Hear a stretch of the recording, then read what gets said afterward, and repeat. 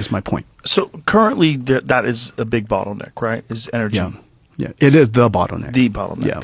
Is this so? Was it Google that is making nuclear power plants to operate one of its AI factories? Oh, I haven't heard that. But I think in the next 6-7 years, I think you're going to see a whole bunch of small nuclear reactors. And by small, like how big are you talking about? Hundreds of megawatts, yeah. Okay. And that these will be local to whatever specific company they have? That's right. We'll all be power generators. Whoa. You know, just like your, somebody's farm. It probably is the smartest way to do it, right? And it takes the burden off. Yeah, it takes the burden off the grid. It takes, and you could build as much as you need, and you can contribute back to the grid.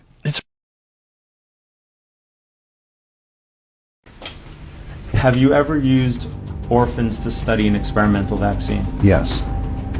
Have you ever used babies of mothers in prison to study an experimental vaccine? Yes. Have you ever used individuals under colonial rule to study an experimental vaccine? Yes. Did you do so in the Belgian Congo? Yes. Have you ever expressed that it's better to perform experiments on those less likely to be able to contribute to society? I don't remember specifically, but it's possible. And again, I repeat that in the 1960s, that was more or less common practice. I've since changed my mind, but that was a long time ago. How did this ant become a zombie? This is not science fiction. Months earlier, it was just another worker.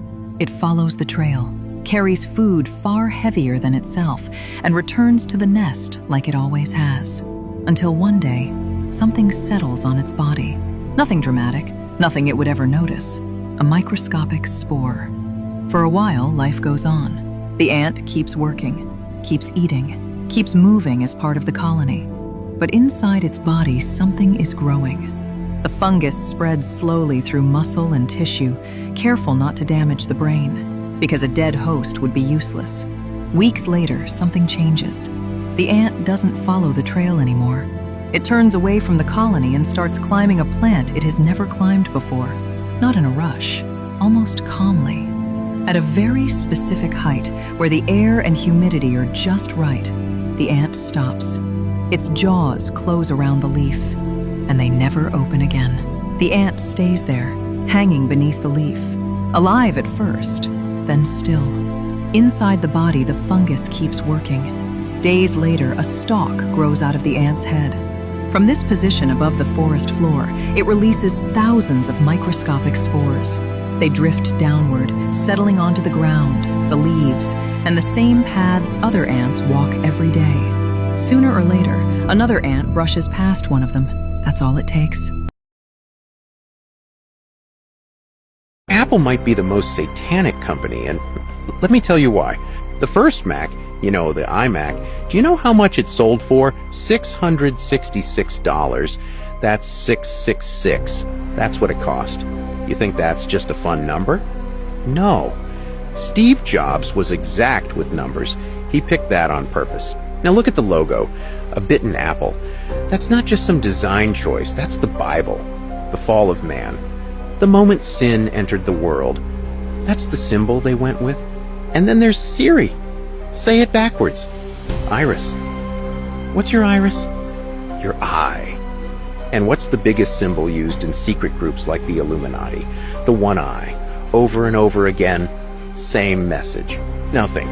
iPhone, that's not just internet phone, that's iPhone, E-Y-E.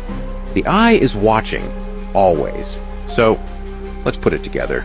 You've got the number 666, you've got the apple with a bite, you've got the eye, the one eye, the iris, the iPhone, all connected. People think it's just cool tech. No, it's something else. It's a symbol, it's a system, and it's everywhere. And you carry it in your pocket.